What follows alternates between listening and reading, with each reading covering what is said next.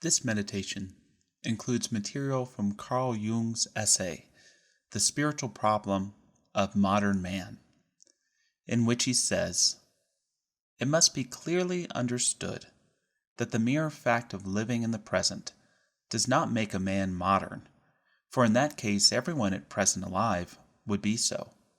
He alone is modern who is fully conscious of the present." Let us think on that for ourselves. What makes myself present? Is it awareness? Is it attentiveness? Is it the willingness and readiness to take on what is here and now? Clearly, living from the past and for what was past is not to be a modern individual.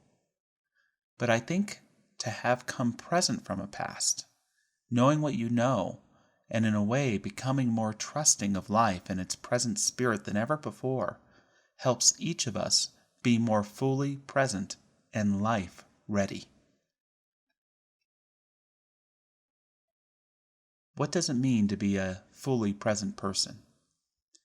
Can you, if only for this moment, allow yourself to be a fully present person? This is not to be ignorant of the past, but informed by it. It is not to be ignorant of the future, but informed by it. Or as Jung says, today has meaning only if it stands between yesterday and tomorrow. Jung points out that the modern individual is different than the individual of the past. How totally different did the world appear to medieval man? For him, the earth was eternally fixed and at rest in the center of the universe, circled by a sun that solicitously bestowed its warmth. Men were all children of God under the loving care of the Most High, who prepared them for eternal blessedness, and all knew exactly what they should do and how they should conduct themselves in order to rise from a corruptible world to an incorruptible and joyous existence. Such a life no longer seems real to us, even in our dreams. Science has long ago torn this lovely veil to shreds. Modern man has lost all metaphysical certainties of his medieval brother, and set up in their place the ideals of material security, general welfare, and humanitarianism. It begs the question, what is at the center of your universe? Is there a trace of an eternal blessedness in your days and nights? Have you or do you know how to rise from a corruptible world and into a joyful existence? Perhaps our medieval brothers and sisters had the how wrong, but not the why.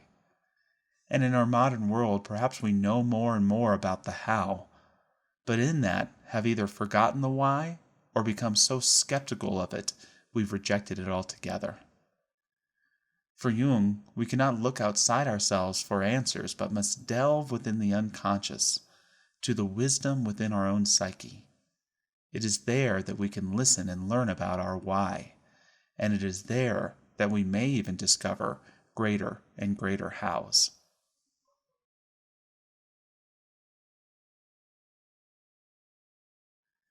Jung shares, what is significant in psychic life always lies below the horizon of consciousness, and when we speak of the spiritual problem of modern man, we are speaking of things that are barely visible, of the most intimate and fragile things, of flowers that open only in the night.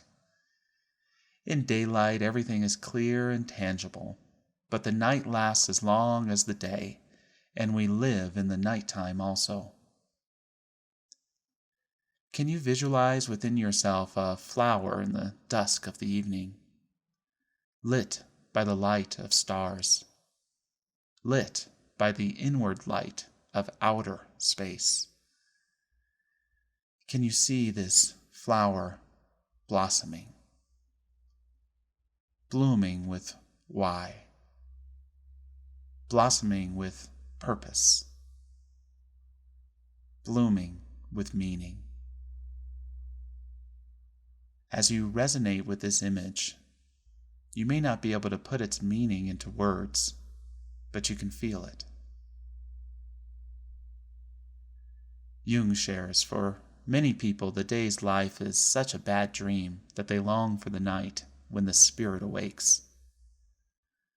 Let the feeling that comes from this blossoming flower of the night carry through into your day. Discover a greater individuality, finding your place as the center between past and future, day and night, conscious and unconscious. Some final words from Jung.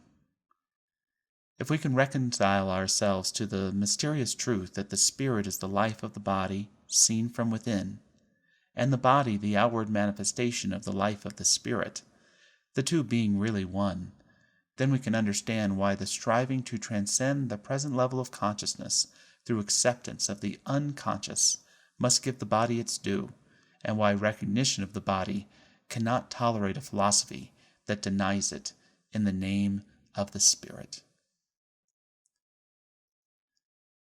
Letting the flowers of our external world and the flowers of our internal psychic world blossom in the spring of greater awareness and attentiveness, we allow them to blossom all the areas of our lives.